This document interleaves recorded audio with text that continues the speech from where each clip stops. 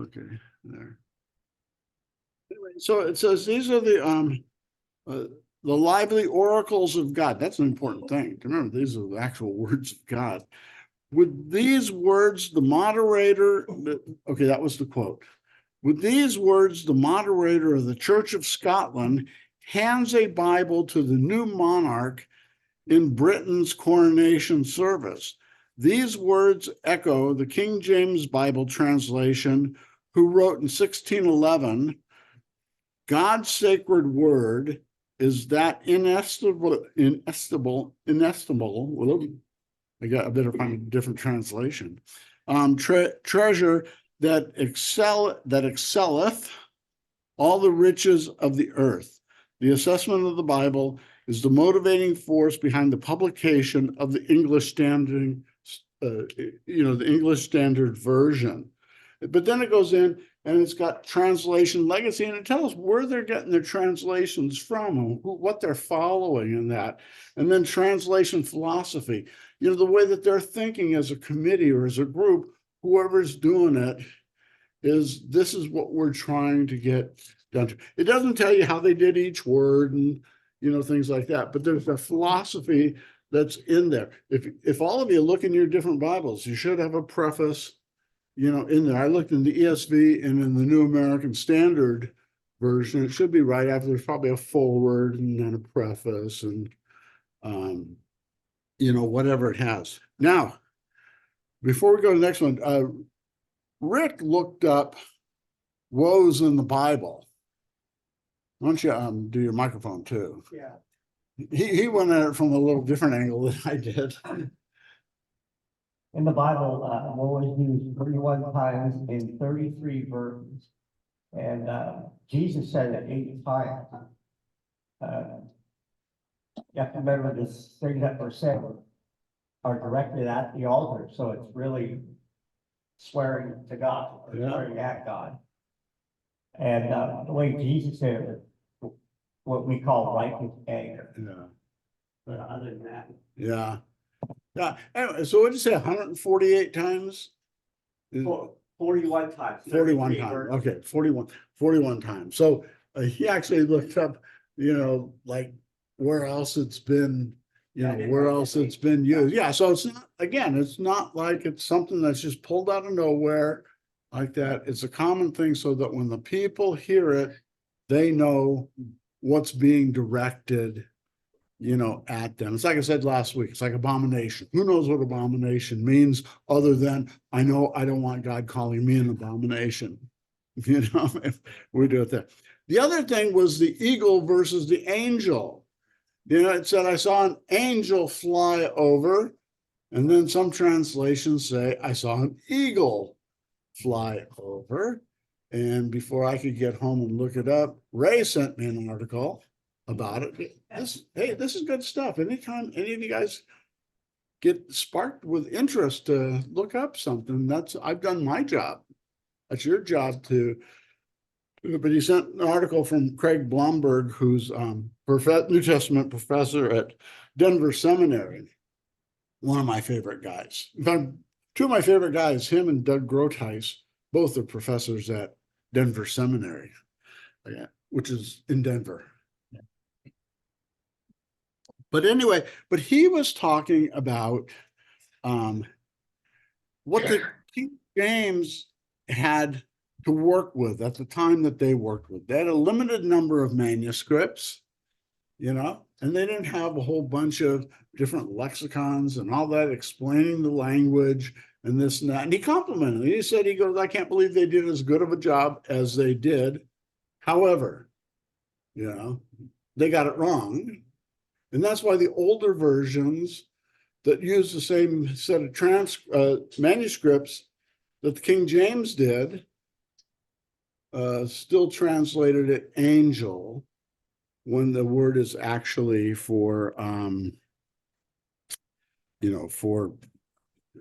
eagle. And I've got there in the notes is that the Greek word is aetos, A-E-T-O-S in English letters, which means eagle.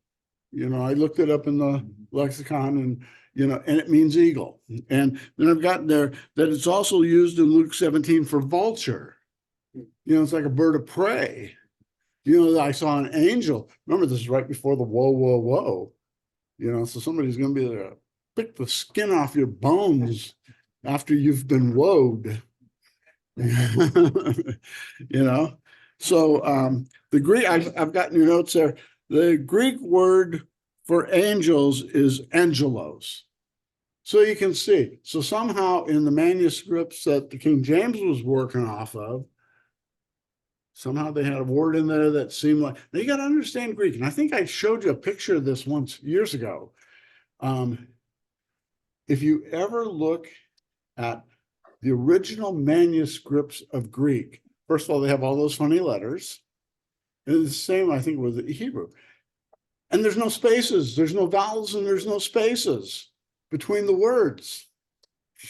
And people have to translate from that. I'm trying to remember if it was the Hebrew or the Greek. I want to say it was the Greek, but it may have been the Hebrew because it goes way back. Because I think we were doing this when we were maybe in Daniel. But anyway, but you get something this long on a page, got all these letters, no vowels, and there's no spaces between the words. Like that. So you can see how it's difficult, to do it. And all those prefaces in there, they recognize the difficulty in doing it and making sure that you've got right manuscript. See, I think Craig Blomberg said in the article that Ray sent me that the New King James updated the language from the King James and used different manuscripts and still left the word the same. So I mean, even then, and New King James was done back in the 20th century. Yeah. But it was later in the 20th century, and even they were sitting there going, we got to figure this out.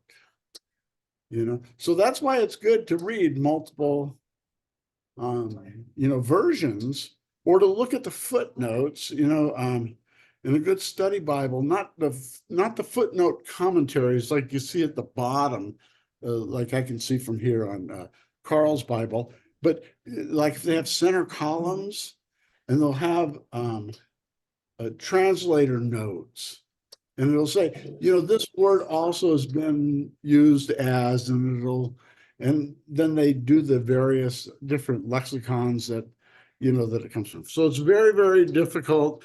And so that was what we did here in the class last week, which was really good. I mean, we're like scholars above scholars. This is what they do. So somebody, I don't know if it was Hudson, I know that, Deacon Dennis said what his said, and it gets discussed. Why are these things different? And so now we know. May not help us a whole bunch, but at least we know. Like that, Ray. Yeah, I just texted this on Google, how many textual variants are in the Bibles? Ehrman, this is not casting concrete, this is just what I just found out. You have to dig more than this, but Ehrman reported an estimate of 200,000 to 400,000 variants based on 5,700 Greek and 10,000 Latin manuscripts.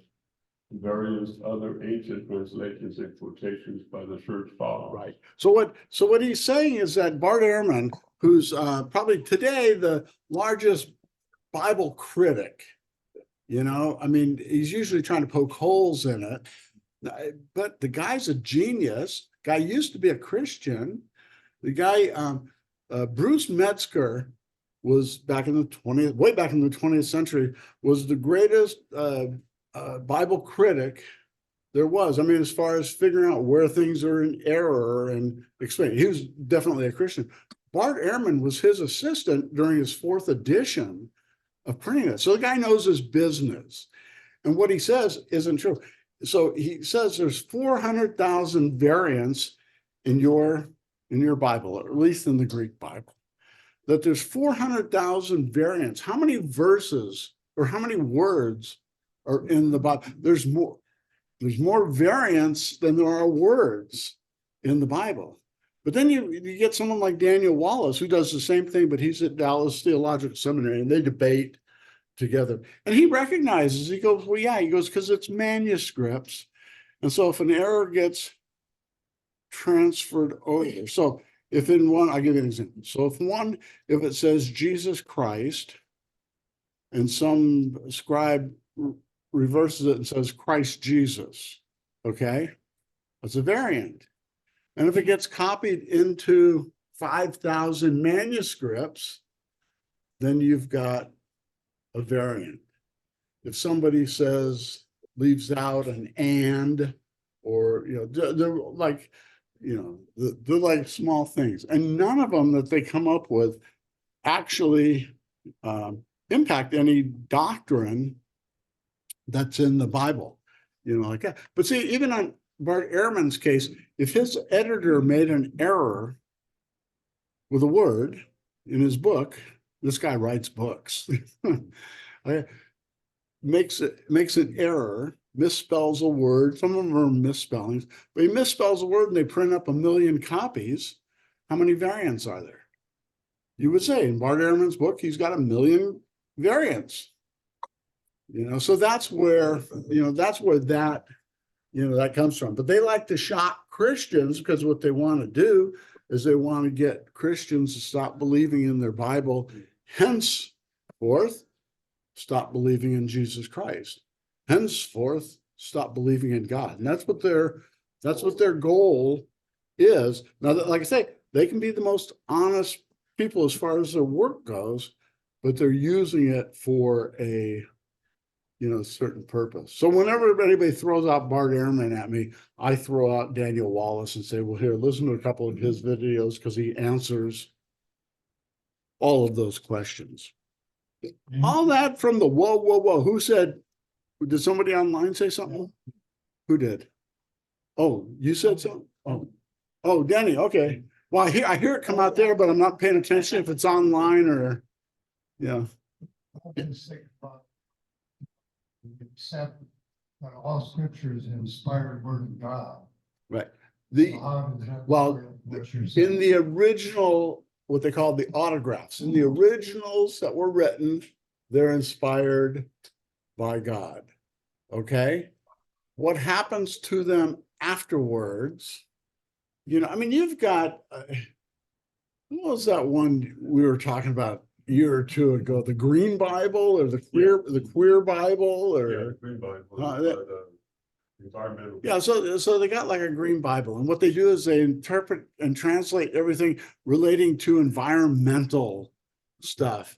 But there's also the Queen, I want to say the Queen James Bible. Yeah, but it's all LGBT, through that kind of, so people can do what they want.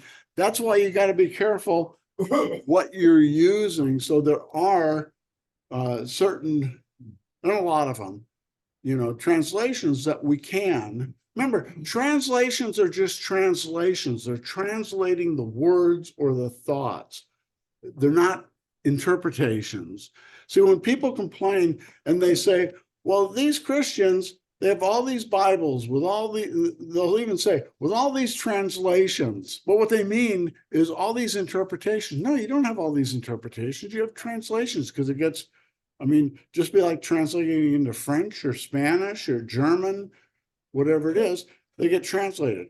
Now, we have a whole bunch of English ones because the language changes, and also publishers like to make money. I'm serious. They do. That's probably the biggest thing that's hurt good Bible study, is all the translations. When we were all younger, God, can we remember back then?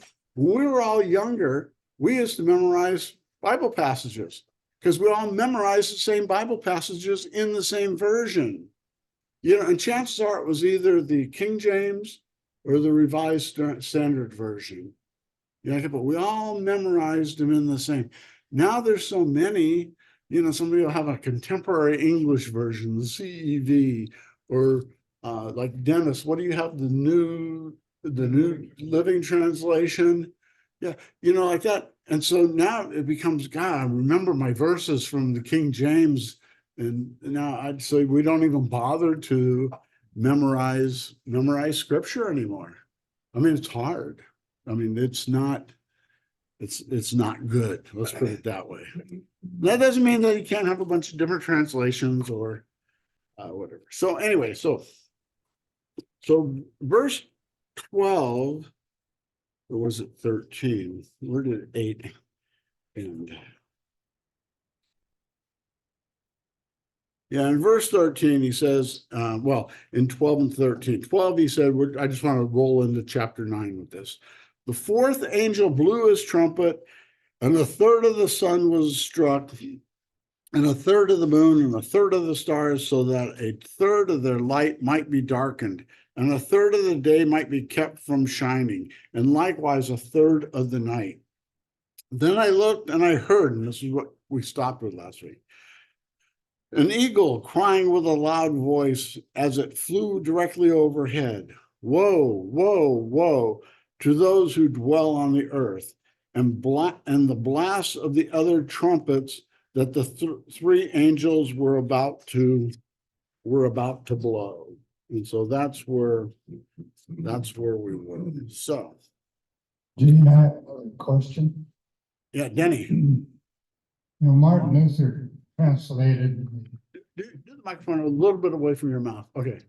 Martin Luther translated the Bible into German. Mhm. Was that the King James version that he originally translated? No, he actually did it before the King James version was done. Martin Luther was dead, what, by 1546 or something like that, and King James was 1611. No, he translated from the Greek. They did the Greek, the Latin, you know, it's all, well, you got the Hebrew for the Old Testament, but you got the Greek and you got the Latin. What's his name? Vulgate. No, wait, no. Vulgate. Who? Oh, Jerome's no. Vulgate. Was No, the I'm trying to think of who translated the Latin in the 4th century. I can't, Jerome. Yeah, Jerome translated from the Greek that he had translated into Latin. Okay. I suppose he did. I mean, you know, it's the same thing, you know, it's what he had, so he translated. Okay. And then, so everybody, you know, Latin's the Catholic Bible, you know. So that's what people had. And as far as they knew, that's what their Bible was. They didn't know from Greek or English or anything. So they, so anyway, that was used for all that time in Latin. Luther comes along and he wants to translate into German. So what's the Bible he's going to pick up? He's going to pick up the Latin. You know, now as he did his study, he got into the Greek and all that too. Here was Luther's problem when it comes to Bible translation. It's really fun. This class will turn into a Bible translation class. Here was the problem that Luther had. The German language wasn't adequate for translating the Bible. They didn't have enough, seriously, they didn't have enough words, you know, to do it. So a lot of words, this is my understanding, okay? A lot of the words that came into the German language came from Luther. I don't want to say inventing words, but making words that describe what he needed to describe. So now I've never looked into what, and this would have to be Lutheran scholar, right? It could be any scholar. What people think now of Luther's translation of the Bible, how good of a job he did compared to what we have now. You know, he may have done a 2 thumbs up job for what he had when he did it. And like I say, working with the language issues, but it may be a Bible that maybe you stay away from now, you know, because there's better translations that do. That's the thing with the King James Bible. You know, people love the King James Bible because that's what they grew up with. And it's got that nice Elizabethan language and But nobody talks like that anymore. I always tell people I use a King James Bible when I talk to people that are 350 years and older. You know, I run into them, I pull out my King James so that they'll understand. I mean, but for the most part, I use something that's modern language. So Denny, back to your question, yeah, he translated it. It went from, because the people had no Bible, into they had a Bible in their own language. But like I say, the Latin wasn't the best translation from the Greek. You gotta remember, Jerome did this in the 4th century, 4th or 5th century. He did that. That's not too far from the beginning. And you can imagine they're still trying to gather up Greek manuscripts. If the Bible got written originally, say anywhere from 50 to 90 AD, first century stuff, how many manuscripts were made up a couple of centuries later, considering that people had to sit down and write them out by. See, and that's another thing that the monastery system really helped out. Jesus said, go into all the world and preach the gospel and do all that stuff that he said to do. And then you got the Roman Catholics saying, no, we're going to cloister ourselves and we're going to stick together in monasteries, but what they did while they were doing that was that they wrote out manuscripts of the Bible. They wrote out manuscripts of all the ancient literature. So God got good out of that. Now they did have the Jesuits were the ones who went out and did the evangelistic work. And I don't know who Friar Tuck was, but back in Robin Hood's day, he did whatever. What's that? Yeah. So those people that were in the monasteries, they protected the stuff and they wrote the manuscripts out. So what you end up with is all of a sudden now you've got some manuscripts to work with. So all of a sudden Jerome's able to lay his hands on a manuscript and he can start translating. Yeah, so you stop and think about it. We don't realize that nobody had complete copies of the Bible, for, I don't know for how long, but I mean, because see, they all got written. So say John's the last one writing in Revelation. Okay, let's even give it a late date. Now I go with the early date of 70 AD, but go to the late date, 95 AD. Okay, so he writes it. How many copies did he write? 1, maybe 7, I don't know. I mean, it was 7 churches. We know he wrote 7 letters, but they wrote 1. They wrote 1, and the 7 letters to the churches were like postcards, going out. So if he's got 1, maybe his secretary wrote a second one, but how many are out there?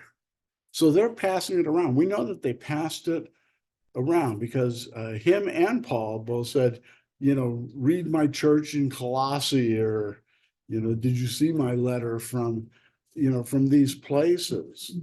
So you figure, okay, so now we're just talking about John, okay, John's book of Revelation, about how'd that ever get connected to the other books? I mean, some of these guys were already dead, so somebody's got Matthew. Some people who got Luke are probably pretty lucky because they probably have Luke and Acts, since Luke wrote both of them. But I'll have to look this up to find out when they think the first ones, and they were all written on scrolls. And then later on came the Codex. If you ever read like a Codex Sinaiticus or Codex something, those are bound books. This would be a codex from a scroll, that's what it meant. Instead of having to carry around a bunch of scrolls, you carried around maybe several books, for it, but it was easier, to read. But when did it ever, do? So then you got the church fathers that come in early 1st century. Anybody correct me if you got more information than I do.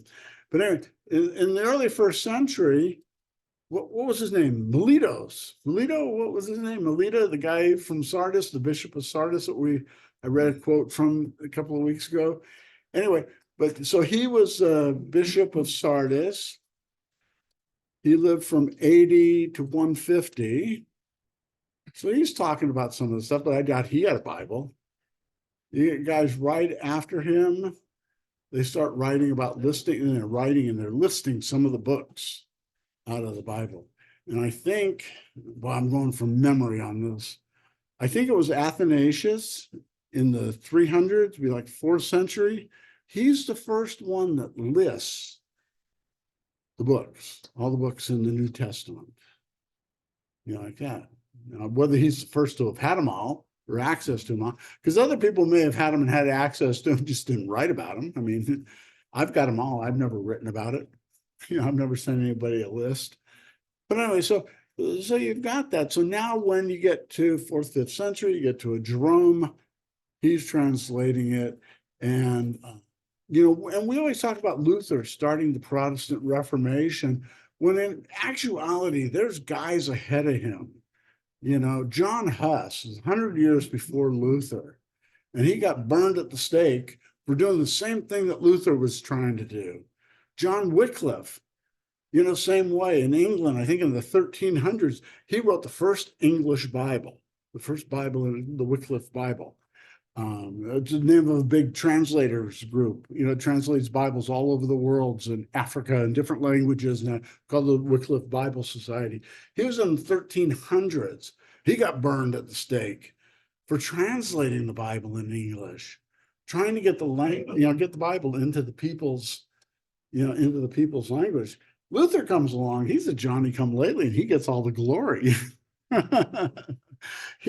The only difference, this is off topic, the only difference between Luther and people like John Huss, John Wycliffe, and those who did it was that Luther had protection from, was it Frederick?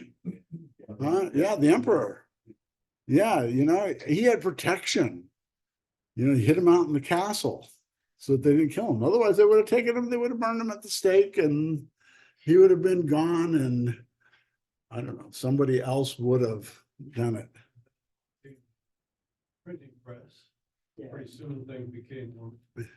Right, well, see, the printing press changed everything, because first of all, you didn't have to do handwritten manuscripts. I mean, before Luther, I don't know in the history of Luther translating the Bible, if he did manuscripts and then he had somebody copy them and make 15 manuscripts, or if he was doing it, and I think the printing press came right before Luther. Gutenberg. Yeah, Gutenberg. Yeah. Anyway, printing press changed everything. When, in fact, when Luther put the 95 Theses on the door of the Wittenberg church, all he was trying to do was start a discussion. He wasn't revolting. He wasn't saying we're taking up arms, and just trying to, hey, let's have a discussion. You, me, the Catholic Church, let's have a discussion. People took it, had copies made at Staples, whatever they use for Staples, at Gutenberg, whoever had the Gutenberg press, they made copies and sent it out that was impossible before. And that's what started getting people doing whatever they did to read. Pardon? Well, one, to learn to read. Well, and after that point, once we got into Bibles being pretty much everywhere, like at the time of the pioneers here anyway, everybody learned to read from the Bible. And once the people were able to read English, then they got into what was it, McGuffey's or, whatever the reading books were. But everybody was reading the Bible. We did this also years ago where I presented one thing about all the things in our common culture and in our language come straight out of the Bible, and people don't realize what they're saying is out of the Bible because it was just so second nature.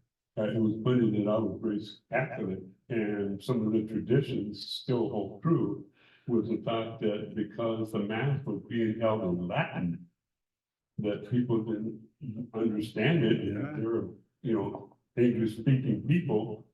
And every time that, while the mass was being said in Latin, in order to notify the people they needed to do something, they would ring their little bells. Yeah, And it was time to change that, or time to stand up or Yeah. whatever. yeah. But. Yeah, no. It's amazing that what we would call today abusive. If Pastor Skip said, look, if we're going to be true Lutherans, we're going to start doing everything in German. Well, see, this would be trying to start it. Yeah, but you can imagine coming out of churches that, Lutheran churches, John, probably back in your area, were doing German language up until the 1950s or something like that. It's because the people spoke German, that were there. But I mean, just imagine can't imagine they would still do it, today, just even though nobody speaks German anymore.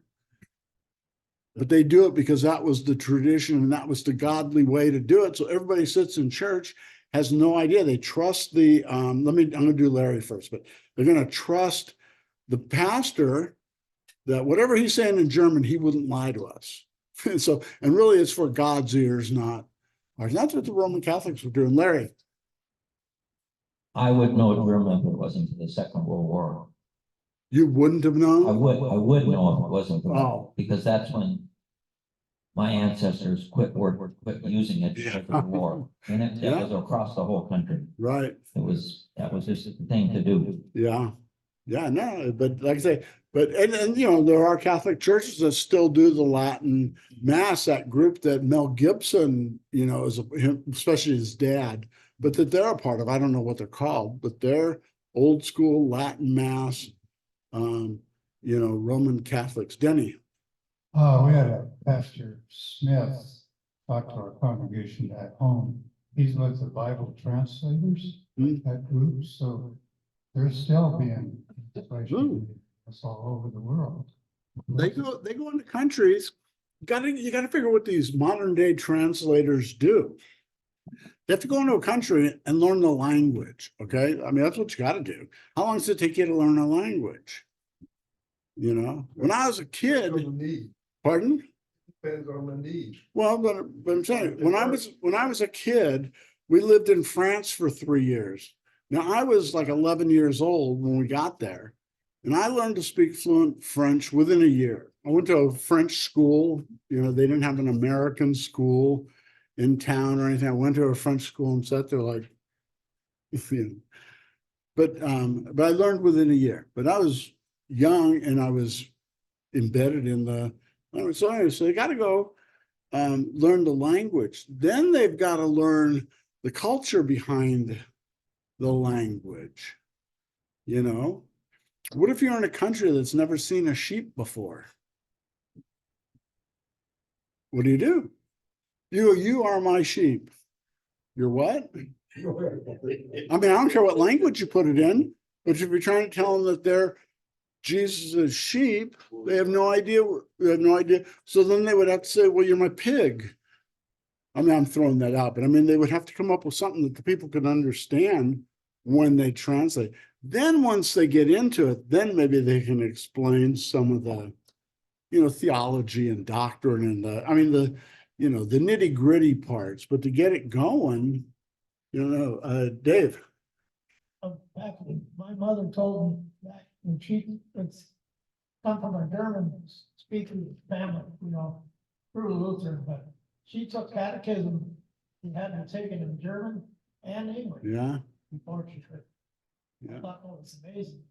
They spoke fluent German too, so she had to take them both, English and German. The Book of Concord was written originally in German and in Latin. I want to say it was German and Latin.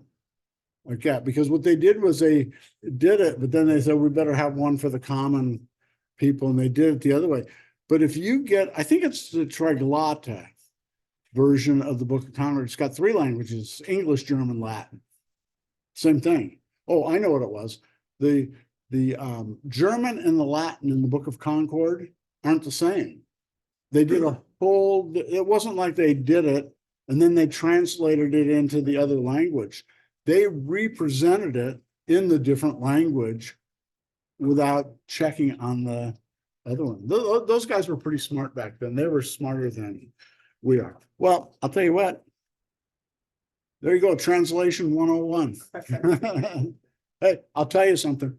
Whatever you know now, you know more than the majority of people that are out there. Because this is something that just doesn't come up. And people just take for granted that, well, of course it's easy to print a Bible. It's been around for 2,000 years. And it's not that way at all. Okay, very good. Any questions online? Okay. Okay, I'm gonna turn it over to Deacon Dennis. We're gonna say, I'm turning off the recording, but you guys are still here. Okay. What better hymn to sing on this day and this eve, with this eve Oh, coming wait. than go to dark Gethsemane? What a hymn. I think I did that wrong.